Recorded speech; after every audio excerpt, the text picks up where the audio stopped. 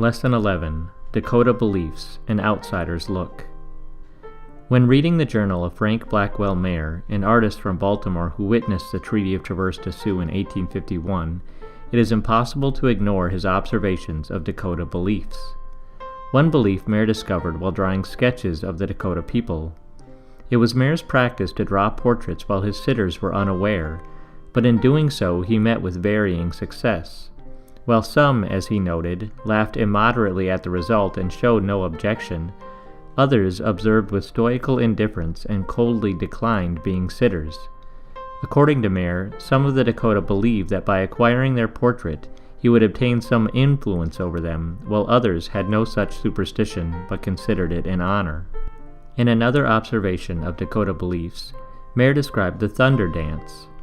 In the summer of 1851, southern Minnesota received much rain, so much, in fact, that the treaty negotiations had to be delayed several weeks while the farthest-reaching bands of Dakota struggled to travel over the wet terrain to the Traverse des Sioux. In an attempt to appease the Thunderbird or destroy his influence, the Dakota held the Thunder Dance. The dance took place in a large circle and included nearly all the Dakota in camp. Loud and invigorating music propelled the Dakota around the circle in a continuous and wild fashion. This went on for many minutes until the music stopped and a marksman shot down the so-called Thunderbird that had been constructed out of bark and placed in the center. At the end of the dance, Mayer remarked, "As to the efficacy of this festival, time will show."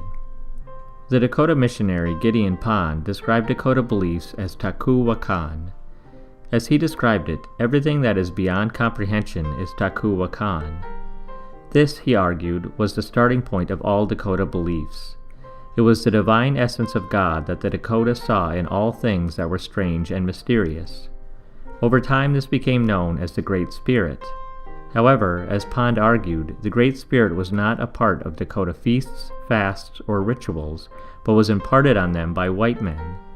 If the Great Spirit was referred to in council, it was merely because they supposed him to be a part of white man's worship, or because the interpreter mistranslated their words. In Dakota spirituality, there was no supreme being. Rather, there was nothing that they did not revere as God.